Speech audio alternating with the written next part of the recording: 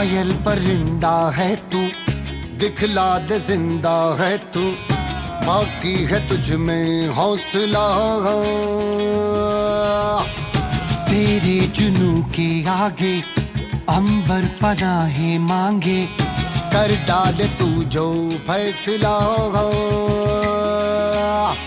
रूठी तकदीरें तो क्या, टूटी शमशीरें तो क्या, टूटी शमशीरों से ही हो।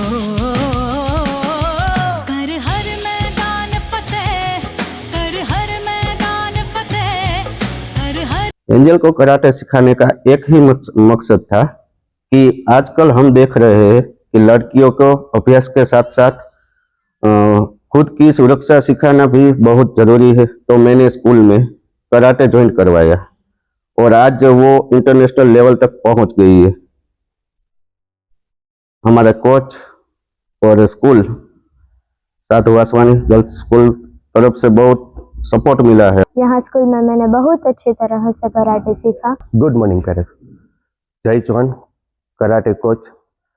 હું રાજકોટની સાધુ વાસવાણી ફોર ગર્લ્સમાં 8 વર્ષથી કરાટેની તાલીમ આપું છું, જેમાં ઘણી બધી દીકરીઓ આપણી કરાટેની અંદર district level, Gujarat level, national level, international level સુધીમાં પહોંચી ગયેલી છે।